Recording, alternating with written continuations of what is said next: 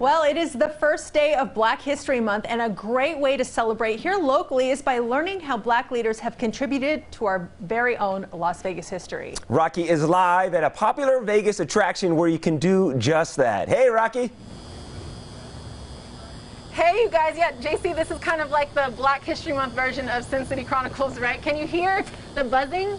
It kind of gives you a hint as to where we are. We are at the Neon Museum here with Don, the vice president of the Neon Museum. Welcome to the show. Let's start talking about the restoration of the Moulin Rouge side before we get to the Black history lesson here. All right. Well, this sign is beautiful, obviously. It is. We restored it, we restored the neon on it late last year. And as you can see, it's a little bit different colored. So the red stuff at the top, that's the old neon from 1955. Wow. And the stuff that's more pink are the new signs.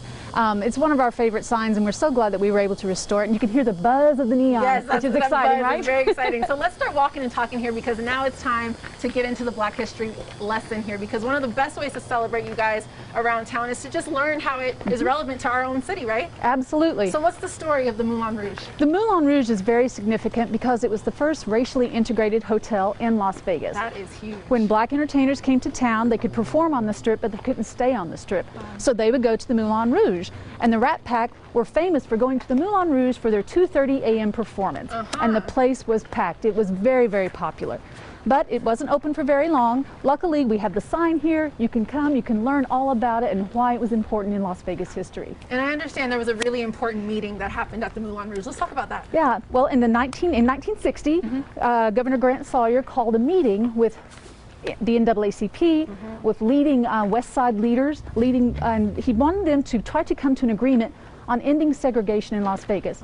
And that's what started the end of segregation in Las Vegas. It was a slow process, but ultimately it finally went away, as it should have. Wow, that is an incredible story. And that's just the start. We have so many other places to take you during this day here, celebrating Black History Month at the Neon Museum. So what are some of the other signs that people will get a chance to see? Well, we have the Fitzgerald, we have the Silver Slipper, and we have La Concha. They're all very significant. So we have a lot of great stories to share. And when people come down to celebrate with you guys, what's the process? Is there a tour guide that'll take them through?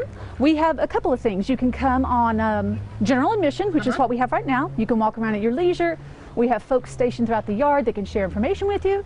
Or you can book a guided tour that takes place in the evening when you can really see the lights popping.